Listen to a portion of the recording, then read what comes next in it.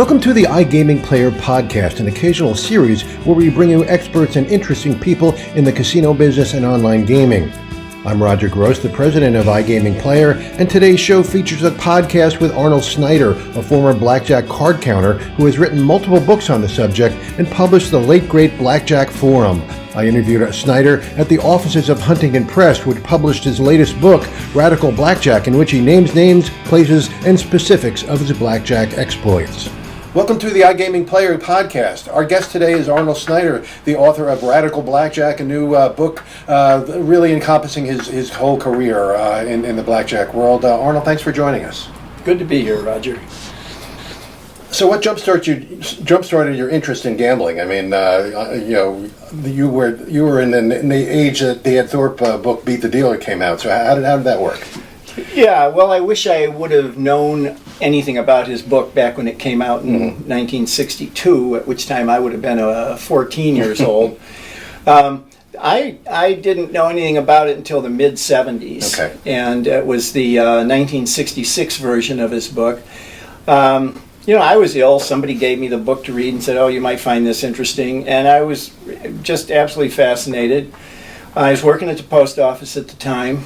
I was divorced from my wife. I had a son that was living with me. My daughter was living with her. And basically she couldn't work. And so I was basically paying for two small households on a mailman's salary. Right. So I didn't really have any money. But I just thought, this sounds incredible. Could I actually make a living by playing cards? I mean, I just found it, but he sounded serious. Sure. Like this is real, So I said, okay, I'm going to drive up there, and I literally, just got in my car and drove up to Reno and stayed there for a weekend, just got a cheap hotel room and walked around looking at the blackjack games and sitting down and playing for, $1 chip. They all had dollar tables back then. And basically I wanted to see if, are these games still the same games he talks about? And they were. Yeah. I was like, gee, the same rules, the same, and by this point I had actually picked up a couple of other books. One of them was Lawrence Revere's Playing Blackjack as a Business, which his system was so much easier. And this is because, Thorpe had two systems. One was his 10 count, which was incredibly difficult. The other one was, he just called it the point count system, and that was essentially the high-low count. But he had an extremely difficult method of adjusting for the true count, where you had to you had to count the exact number. You had to count backwards the number of cards that were coming out of the shoe or the deck. He was mostly thinking in terms of single deck games for card counting. But, he basically said, oh, yeah, you can do this with 4 decks. You just, you start your count at, 208 and count backwards to see, okay, this is the exact number of cards. And you had to memorize these charts that would have numbers in them, like, 6.3 and 8.2. Yeah. And you'd have to take you'd keep the point count system, and you'd have to take that number and divide it by the actual number of cards that were played, or was it the other way around? But it just gave you these weird ratios, and then you'd compare that to the number in the chart. It was so complicated, but it was easier than the 10 count system, which was also basically counting two groups of cards backwards and then figuring out a ratio between. Well, Revere basically said, divide by the number of decks in play. That was it. That basically, that's how pretty much every card counting system since has been, done, because it's the easy way to do it. The thing is, I wasn't getting anywhere. I mean, I was playing with dollar chips, and I would, spreading from 1 to 4 or 1 to 5. That was a big bet for you. But I was just determined. It's like, it was way more fun than delivering mail. I mean, that was an actual job. So I just thought, I'm going to figure this out. I'm going to do this. I took a trip to Las Vegas, and I found the Gambler's Bookshop, and went in and talked to them, and they made recommendations. I met Paul Keene and John Luckman, and Edna. They're just the nicest people, and they were real generous with knowledge, and they gave me a couple of papers. One was a technical paper written by Julian Braun, probably for some gambling conference or something like that. Development and analysis of something, systems for the casino game of blackjack or something like that. And another one by Peter Griffin. Right. And what I found was that Braun had run simulations of various systems in various games. Right. And he showed like what the players' win rate would be using different betting spreads, and one of the things that really stuck out to me was he had the 4-deck game, and he did it with 75% penetration, which would be 3 decks dealt, and then he did one with 80% penetration, which would just be not that many more cards. Right. Yeah. And the win rate really jumped. From 75 to 80% penetration, and I thought, wow, that's crazy. Because I had started, what I wanted to do was I wanted to figure out how much money can I make. I'm spreading my bets from $1 to $5. Right. What can I make on this game, And, because there was nothing that gave any information like that. Right, no books just talked about that. They didn't talk about the win rate, and how your betting spread would affect it, and how the penetration, So I got this formula. I basically kind of jerry-rigged a formula from between Peter Griffin's his mathematical analysis and then Braun's computer analysis, so that I had a formula where at 75% penetration, I could figure out what the win rate would be at the different betting spreads that he showed, and. And I thought, well, this is great. Now I can figure out if they do 7. But as soon as I went to 80% penetration, my formula didn't work anymore. Yeah. Because I would look at what his result was, and I'm going, no, this, what is it? And so I figured what I had to tweak in the formula. I said, what if I do this so that I would still get the same results for 75, but it would show how much 80% was worth. And I did that, and there were a couple of other things. I had a few things Braun had published with different penetration levels, and I was able to match all those. So I said, well, this is great. Now I can figure out. And I was started to figure out what are these games worth? Well, I was looking at the Reno games, and I was like, geez, 73 cents an hour. Right. This doesn't pay as well as the post office, Call it $1. And so I was like, okay, so how much money do I need to play this game? And so what happened was I just was very discouraged about playing it, because I realized, if you're going to go to a casino, you want to go in with about $10,000. You want to be able to make $100 bets. Right. And you'd really like to make bets of a few hundred each, and spread your bets up and down, and I, it was beyond any. I was literally driving up there with $100 or $200 to play with, and it's like, and sometimes I'd win, 50 or $75, and sometimes I'd lose 50 or 70. Sometimes I'd lose it all, Very rarely would I double it, but. I just realized, okay, I'm wasting my time. Yeah. This is not the way to do this. And I don't know where I got the idea. I just thought, you know what? I'm going to print up this formula into a book, and I'll self-publish it. It was just one step beyond my little Cub Superior printing press, because what I did was I would write it up and give my written stuff to a girlfriend who was a typist, and she had this is pre-computers, right? This is in late 70s. She had a Xerox word processor. They were the first word processor. It took up half a room. It was a huge thing. It's like the size of a Volkswagen. And really all it did was it made bold by sort of double hitting the letter. Right. It would be able to do something, but it could justify text. So I wanted it text justified for this page size, and so she set it all up and typed it out and I took the pages. I literally went to CopyMat, and I'm using their paper cutter to get the pages the right size, and I tape bound the edge. They weren't perfect bound, but they had a thing where they glue the edges. Sure. One edge to make it into a booklet, which after a while, if you open it 3 or 4 times, it starts cracking up. But that was I sent a copy of that to.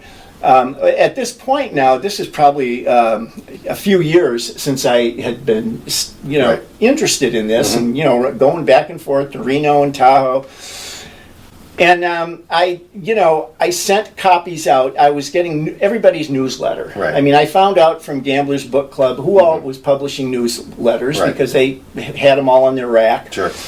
Ken Houston had one, Lance Humble had one, Stanford Wong had one. There were 3 or 4 others. Walter Tominski had Rouge et Noir News, came out of New York. Stanley Sludikoff was doing Gambling Times out of Las Vegas. And anyway, what I did was I printed up like 100 copies of the book. I didn't tape bind them all at once because I think the tape bind was like 80 cents, and it's like, well, geez, I can't afford to do that with 100 books. It cost me $80.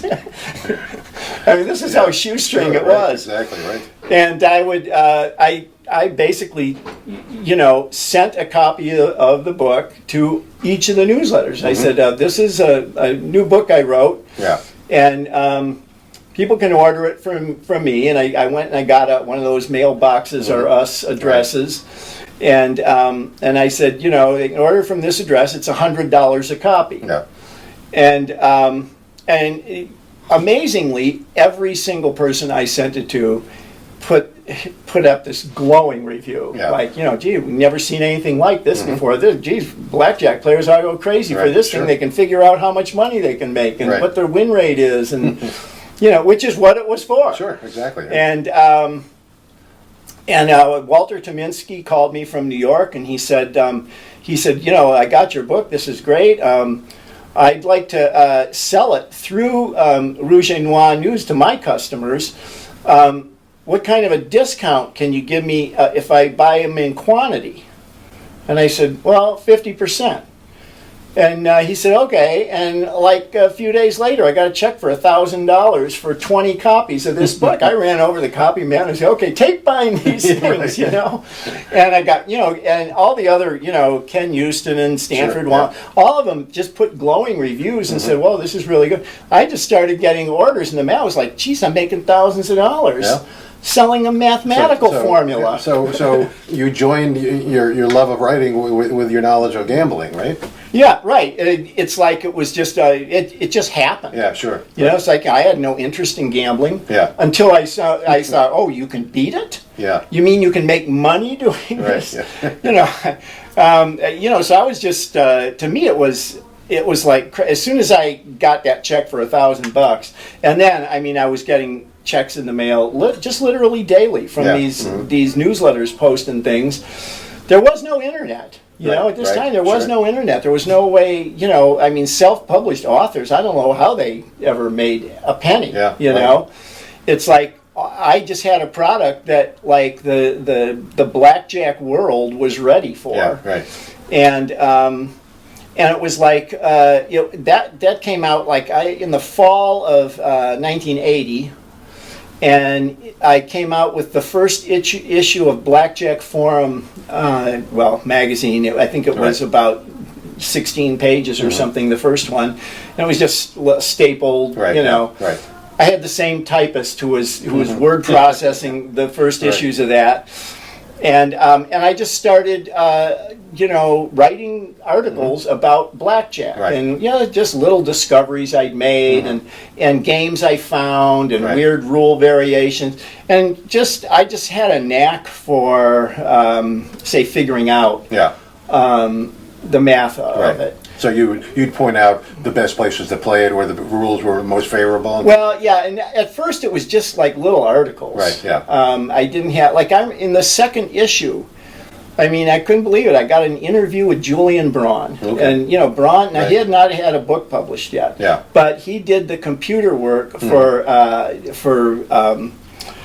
Lance Humble and Lawrence Revere and Ed Thorpe. I mean, Stanford Wong did his own computer work. Right. Julian Braun did everybody else's in the early years, and so he was like the respected name in computer simulations. Well, he called me one day and said, well, I'm going to be in San Francisco for some kind of a computer conference next week.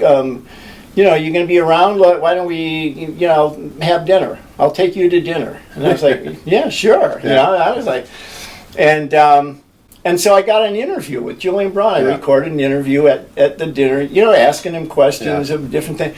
And I was like, this is crazy. This is the top guy. I already got an interview in the second issue of this little, self-published, newsletter. And I just got so much material from so many people. Right. It's like the Blackjack Forum grew. I mean, finally it got up in more than 100 pages. Right. Mm-hmm. And we were putting casino conditions for games all over the world. Right. I just had people sending it to me. Mm-hmm. Yeah. There were like a few players that I paid for information. I needed a guy to do Las Vegas for me, and I needed someone to do Reno, Northern Nevada. I needed someone to do Atlantic City. There really wasn't any other gambling other than, that was it. It's like within a few years they started the Indian casinos, which was great. It's like, oh, gee, now there's casinos opening in all these other states. It was like the industry was growing. Sure. I just got in at the right time. Right. So you got great reactions from these other experts and I guess from their customers as well. What did you hear from casino executives? Were you on the lookout for them or what? Well, first of all, I was not playing at all. Okay. And I mean, if I would keep going to Reno or going to Las Vegas, to me, it was like I was just checking out the games. Right. Okay. I was looking for weird rule changes or exceptionally good deck penetration, things I could report on. Sure. 'Cause the Blackjack Forum came out every 3 months, so I had a while to work on the next one. But it was a one-man show. Yeah. I mean, I had literally nobody working for me. My wife did some editing and, but mostly it was a one-man show. Yeah. So you just wrote everything I wrote it, I laid it out, I typed it up. I had a typist that would put it into order to look like a book. And, but I basically was just doing everything. Sure. And so I didn't really have, my overhead expenses were like nothing. Yeah. I really took advantage of, I went and found an accountant, and he steered me in a lot of good directions. But, basically he said, look, you got to start writing off. Right, sure. Because I had all this money coming in, and he's going, "What are you spending?" And I'm showing him. He said, "That's your whole printing bill? How did you sell these thousands of dollars of stuff? And your whole printing bill for the month was $230." So I said, "Well, I'm selling this one book for $100, and it's, and it's not a very long book or a big book, and it's just photocopied." He's like amazed. He's going, "Man, you got something going here." He said, "But look, you got to start writing off expenses." Sure, right. Yeah. And I said, "Well, what can I write off?" He said, "Well, do you ever go to Reno or Vegas?" "Yeah, all of it. Write it all off. Keep track. Every meal, everything when you're out there." He said, and so I was I was still working at the post office full time, but it's like suddenly I had money. I could go where I wanted to go, and I could start gambling a little higher. I was like, hey, I can spread from $5 to $25 now. Really big bets. Because one, I've always been really tight with money, so I didn't really want to. I wasn't the type that suddenly I'll just go out and blow it and see if I can make a zillion bucks. I was like, no, really, I'm just checking out the games. Right. The money is in publishing this information. Yeah. And And it wasn't, after, I think it was like 82 when I published Black Belt in Blackjack, Okay, right. which was the first actual book that had sort of like explanations right from the beginning. Right, Here, right. these are the rules of the game. These are the rule variations. Well, I think the thing that was really good about that book is you wrote it in a real simple style, very understandable. Again with Thorpe, I mean, he got pretty dense after a while, and certainly Braun. Yeah, Thorpe is very. you wrote in a very understandable, easy to understand manner. Yeah, as a writer now, I also spent years trying to write. Right. I mean, I actually made my living as a writer, just as a hack writer. Sure. When my wife and I this was in the 70s. Yeah. I mean, that was really all I wanted to do, and so we were getting like Writer's Digest and all these things, Right. and You did query letters and things like that. yeah, right. But there were a lot of recommendations that said, the best way to break in is to do formula writing. Right, yeah. And there's all these different formula publications, and the easiest ones to get in. Mm-hmm. There's there's like the women's mags and the men's mags, and the women's mags being things like, if you're a fiction writer, Right. being things like True Story and Right, yeah. and there was just a whole bunch of them. Right. True Story, Inside Yeah. Story, the real truth story. Yeah. there were dozens of them, and now we tried sending to True Story. I think True Story paid like 4 cents a word. Yeah. And we never got that, but we got into a number of them that paid 2 cents a word. They were some of the knockoff ones. And then the other thing we wrote was literally what would be considered today hardcore pornography. Really? I don't think it exists in literature form Yeah, anymore. right. But they used to have these adult bookstores. And this is pre-video. Sure. Okay? It was before videos were out there. Little pulp Right, there were books, right? little pulp. Right. Yeah, and we've basically, I was trying to write humor. Yeah.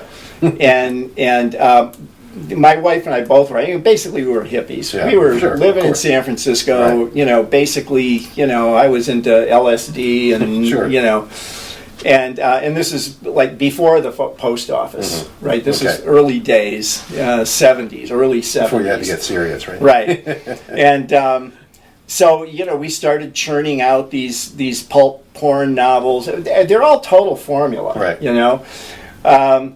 But we were, what we found out was this is too much work for the money. Yeah, You sure, know, right, it's yeah. almost like it's easier to work at the post office, exactly, right. for, Right. I mean, we'd get $600 for a book. Yeah. $600 for the whole book, and our agent would take 90 because Yeah, he right, wanted yeah, right. 15%. So, when did you start getting involved with like the blackjack teams? When they really got serious or attacking casinos that had all these decent rules for them? Yeah, I had correspondence with a lot of Right. them, but I myself was not involved with playing on any of the teams. Okay. I sometimes steered players towards a team. Right. Somebody would contact me, and I would occasionally give them a reference and say, Right. "Well, you can tell them." This is especially when I knew there was some really serious player, Right. really smart. Knew the math. Understood. I would sometimes steer them to a team or another team.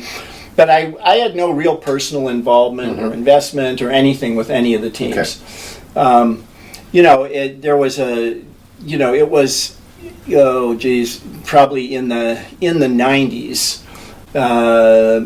say mid 90s or so, Yeah. early to mid 90s, when there were a couple of team ventures that I got involved in. Right. But I was never really that much of a team playing person. I was, I was invited very often. Right. A lot of players, teams, and just players would contact Right. me and say, look, there's just two of us, and we got 20,000 each. We're combining it to a 40,000 bankroll.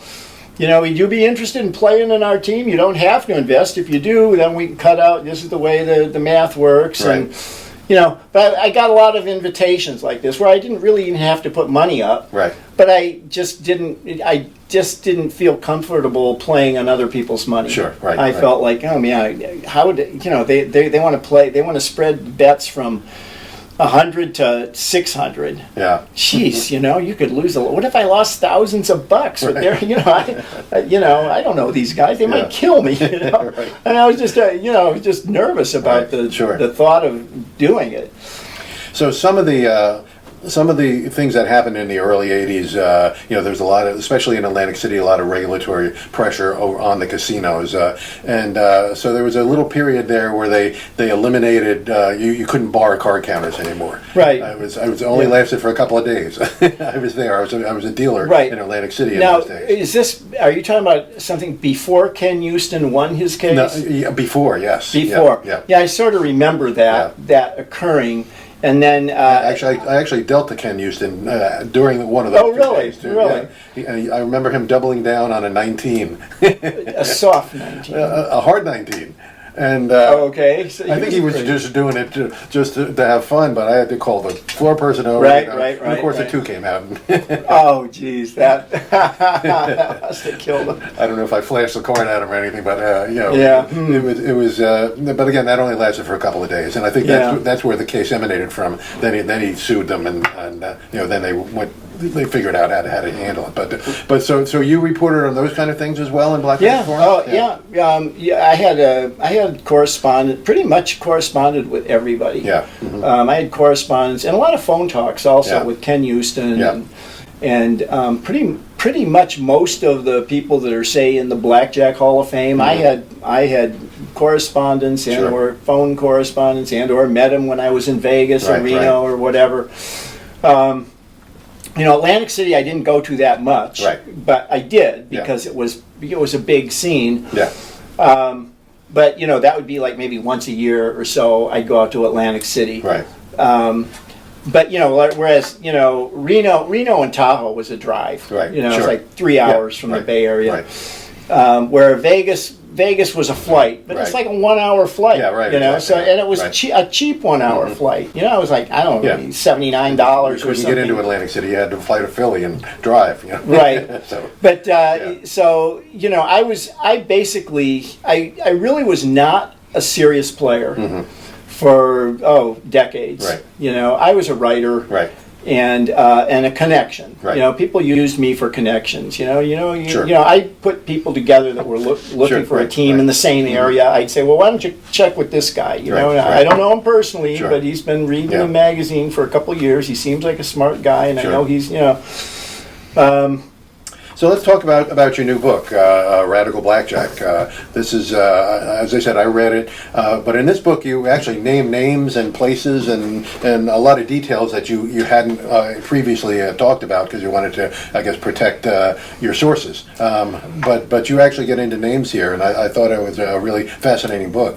What really surprised me, though, is that you really focused, a lot of it on the advantage play here, where a casino would come up with a promotion and you knew it was beatable. Tell us how that worked out.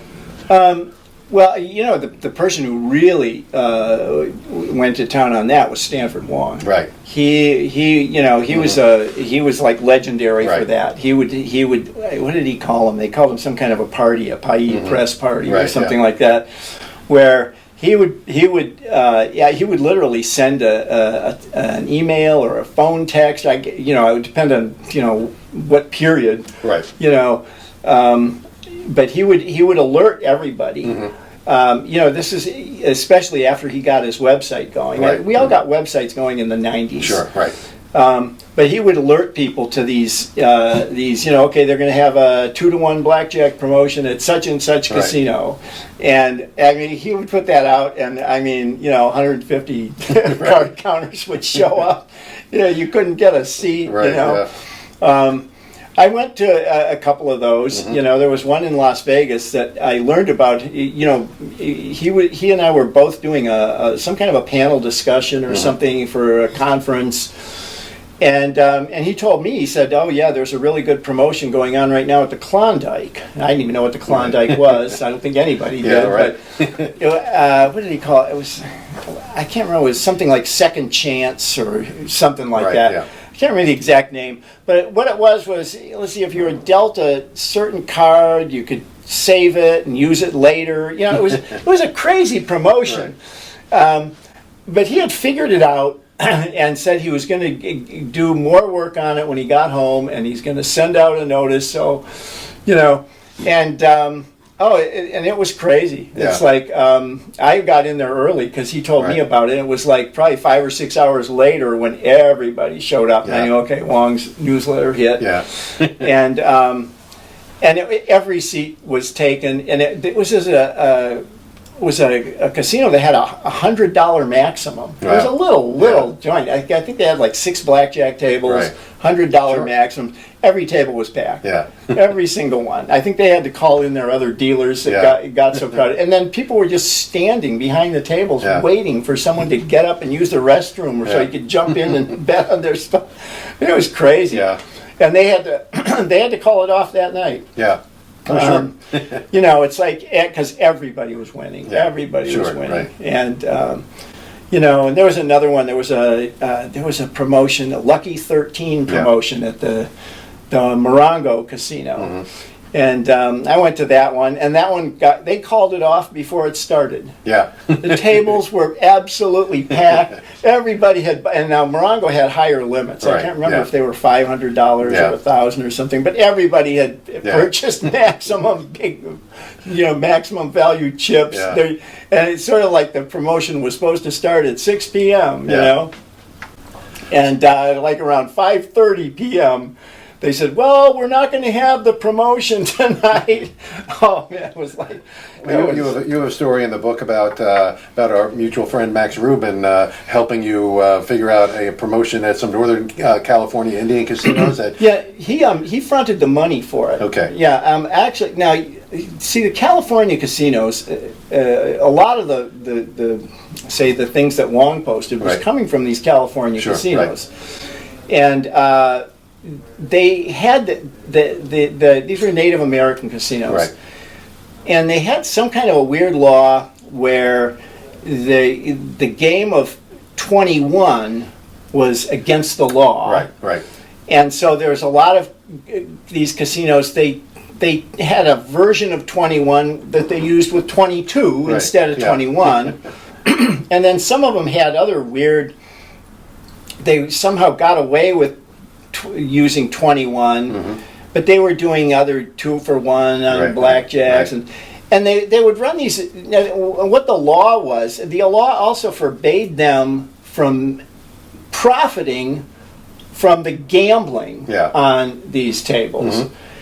I never really went in to read the law. All I know is that they would have these crazy promotions, and I found a couple of them. I was living in California, and there were a couple of them. There were Native American casinos all over the state. Sure, yeah. And I found a couple of them that I had not seen him report on, and they had weird promotions. Yeah. That you could just look at it and know it was beatable. Well, yes. I knew it was beatable, but I didn't know how much. I didn't know what would be the best strategy. Right. In other words, and I didn't have computer software to try to run off simulations. And I contacted a guy who had written software. He had written some really great software for analyzing blackjack. And I called him and told him about this, and he said, yeah, you could do it. And like a couple days later, he sent me the complete strategy, the value, and I did this for a couple of them. One of them turned out to be really valuable, meaning that I could make money on it. Right. And so I played. What I did was I called Max. Now, see, I'm still working full time at the post office. How long did you do that? Let's see. Blackjack Formula came out in 1980. Yeah. I didn't quit the post office till 1993. No kidding. I went 13 years publishing that newsletter, and by that point, I was making so much more on the publishing company than I was from working at the post office, and the post office was taking more time. Yeah. It was a full-time job, and So I had to let one of them go. Sure. So obviously I let the post office go. But at this point, I was still working at the post office, and I called Max and said, I explained the rule to him and the analysis. I said, nobody knows about this. I said, it wasn't Stanford Wong, and I said, I'll probably publish it in Blackjack Forum, and maybe somebody will do something with it. But I said, I don't really feel. I asked this guy to analyze it. He analyzed it for me. I don't feel right publishing his analysis, but he sent it to me. I sort of feel like I can go out and play it. Yeah. But, I said to place the max bet, and the max bet wasn't even that high. It might have been 100 or 200 or something like that. I said, I don't have the money to just take the fluctuation on that. Sure. He said, well, how much do you need? And I was a few thousand. I said, it might have been 5,000 or something like that. He said, yeah, okay, I'll give you the money. You go play it, and we'll split 50-50. Yeah. And I said, great, okay. And I did. And I went, it was like, I think it was a once a week thing, every Tuesday night or every Wednesday night or something. And there were no people going in there specifically to play this. It's like, again, because Stanford Wong hadn't announced it, none of his people had alerted him to it. It was just like the locals that normally played in there. They went, on Tuesday nights they do this. And I cannot remember exactly what it was even. In fact, I corresponded, while I was writing this book, I corresponded with the guy who had done the computer work on it. He couldn't remember. Yeah. He said, oh man, I lost all that stuff. That's from 25 years ago. He said, oh yeah, geez, That's crazy. So why did you discontinue publishing Blackjack Forum, and when did you stop doing that? I stopped doing that. I think it was the last issues were like the winter of 2002, 2003. Okay. First of all, I had quit my own publishing company. Okay. Basically, I sold the RGE Publishing. Okay. But I kept Blackjack Forum. That didn't go with the publishing company. And also the rights to all my own books. But basically all the other books, I basically said, look, you got to pay them their royalties now. Here's the contracts. And if you want, second editions, or you got to work it out with the authors yourself. But I'm done. I'm tired. I was just tired of publishing. Sure, right. It's like it was a lot of job, work. just like the post office. Right? It was a lot of work. Yeah. And I took Blackjack Forum and I went to Anthony Curtis at Huntington Press and said, look, this is the only thing I kept. Why don't you be the publisher? And I said, look, I'm tired of it. Yeah. I'm tired of the layout, the design, the advertising, the flyers, the subscription renewal. I'm done with it. Yeah. I said, I don't have RGE Publishing anymore. I don't have a publishing business. He said, yeah, okay, I'll pick that up. I'd be happy to publish that. And he did for a couple years. Up until, I think it was probably in 2001 or so, where I got rid of the business, and by the end of 2002, I decided to not even publish Blackjack Forum anymore. It was just a lot of work, and to me it was more work than I needed to do for whatever money it brought in. So what do you think of the blackjack scene today? Obviously, it's really degenerated with the 6-5 blackjack and all these crazy rules. I don't think that anybody stands on soft 17 anymore. It's just become a really bad scene for bettors. The games are. It's not the way it was. That's for sure. I mean, back in the 70s, 80s, 90s. The games were that's when the games were best. I mean, again, even in the early 80s, it was legal to use computers. Like one of probably the second most common way, the most common way for anybody to beat blackjack is card counting, and that's because there's been 400 books written about how to do it. A lot of the card counting games are not very good anymore. My understanding is, again, from talking to players, is that the better games are not in Las Vegas. They're not in Atlantic City. you go out into the Midwest, go into the Native American casinos and the riverboat casinos and the dockside casinos, and even some of the little card rooms up in Washington State. That they still do have some fairly decent games. They're not going to take $10,000 bets, but they're pretty well financed operations. They can handle the bets of just about most players. But the game itself it has definitely deteriorated, primarily because the casinos got tired of trying to deal with card counters. And hole card players. Like a whole lot of their procedures now are so that you can't see whole cards. There's no way to get the whole card. A lot of times they don't even deal the whole card or they don't even deal it in other words, they basically came up with all these, and then the thing of just making the game, it used to be so close. It used to be that like a single deck game was even off the top. If it was a shoe game, that was a 0.5% for the house.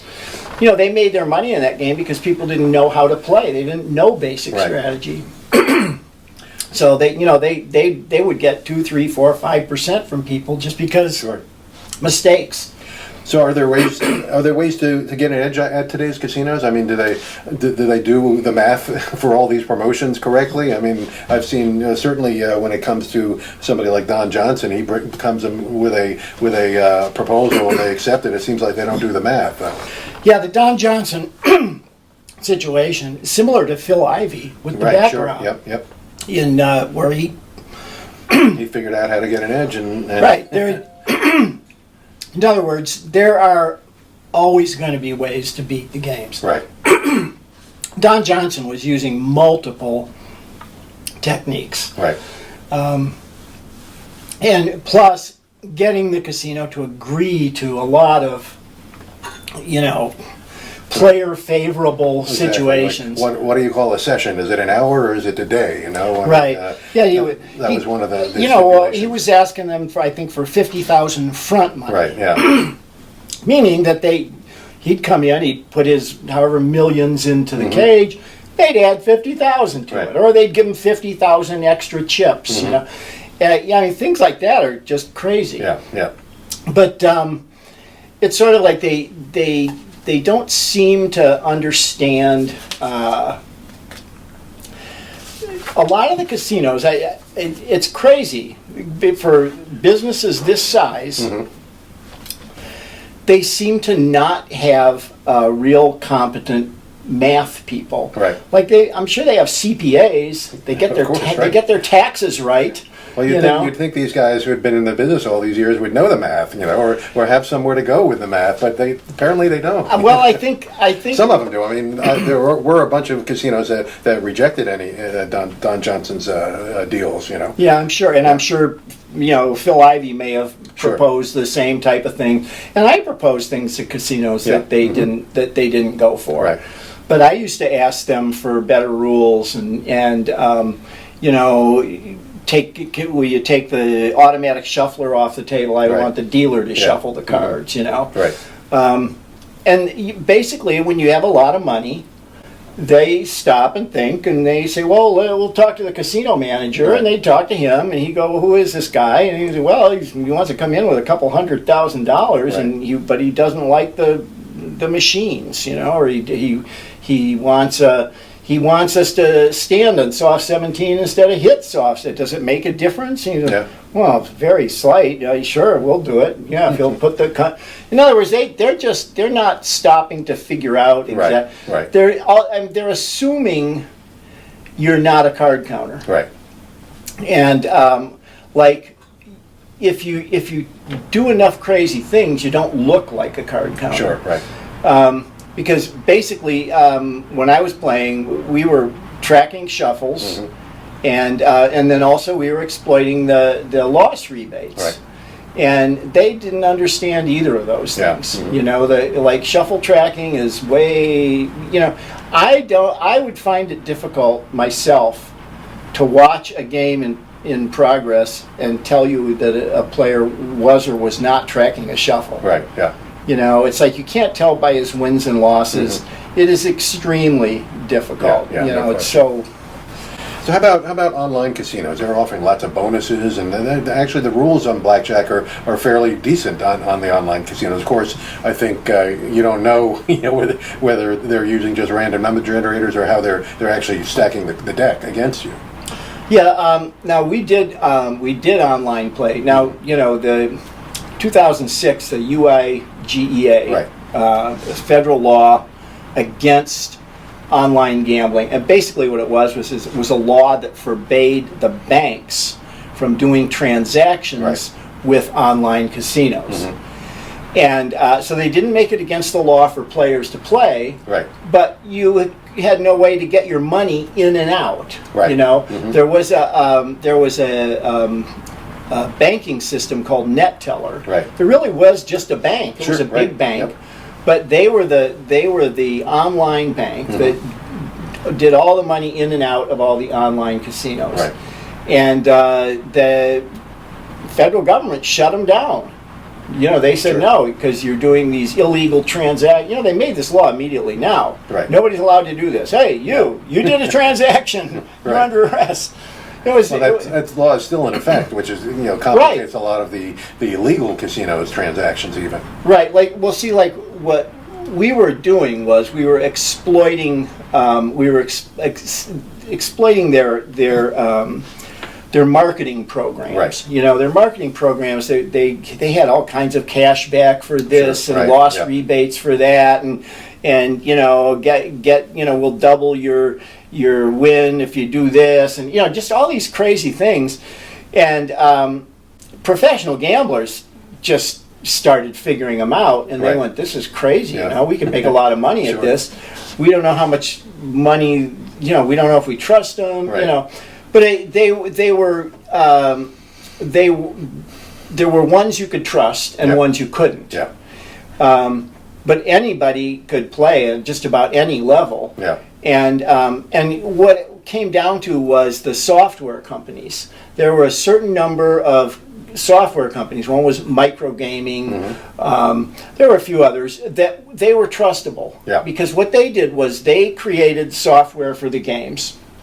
And they'd have blackjack games, and they probably had craps, roulette, but they created the software, and the casinos that wanted to offer the game had to lease, like some kind of a lease or rental agreement with them, and they didn't actually get the software on their own server. It stayed with Microgaming. And so they were trustable because they were essentially, if you found one of these software companies that was legitimate, they would have their software in dozens of casinos. And so you'd know, okay, this one I can trust because it's Microgaming. They stand behind their software as being honest. But there are a lot of casinos that created their own software, their own proprietary software. Those are the ones that you couldn't trust.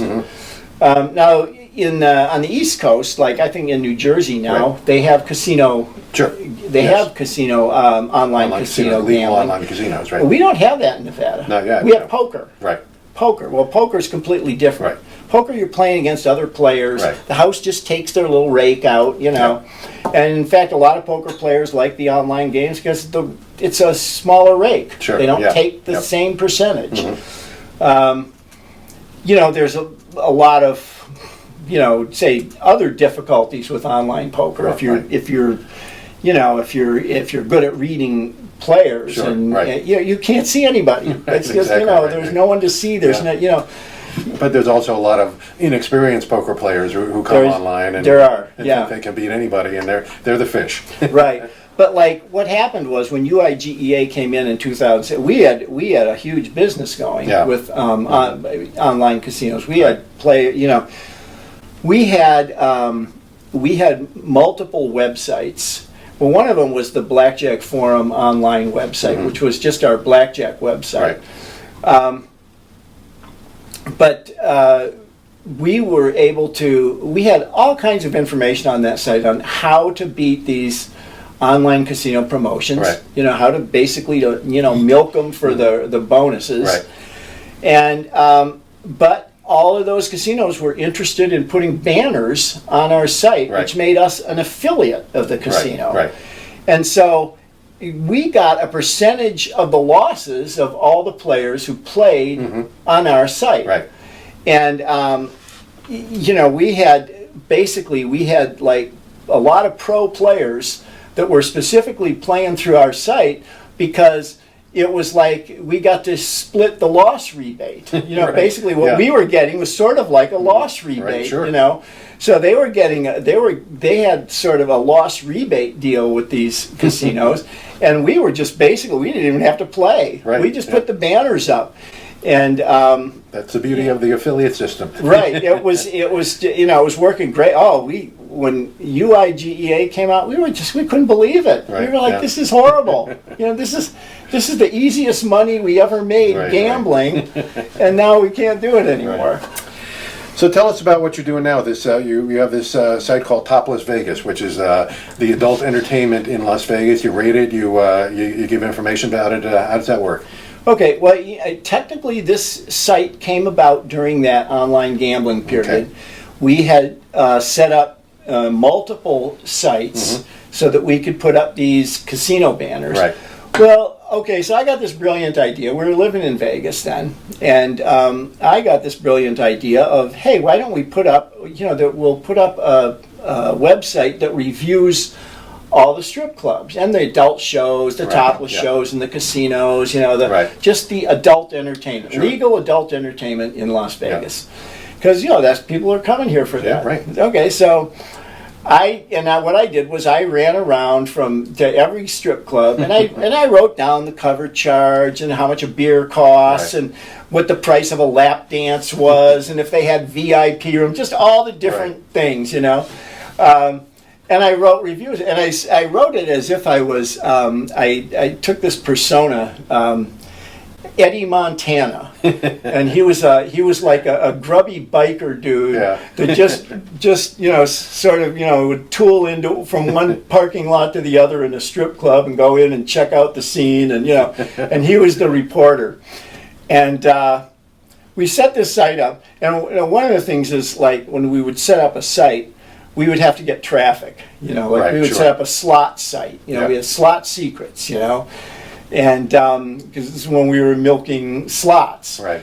And we got the casinos to advertise there, but in order to, you have to have some traffic. Sure. And so now I have no idea how this works now because again this was 17 years ago, whatever. Right. But you used to be able to buy traffic. Yeah.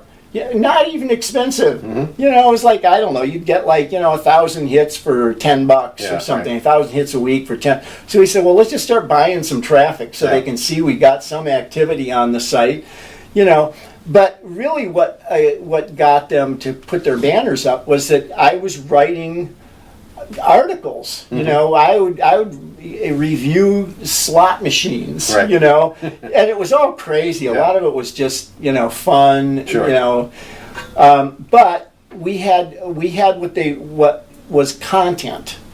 Like the people that had difficulty, a lot of people got the idea of, oh, geez, this affiliate pay sounds like a great deal.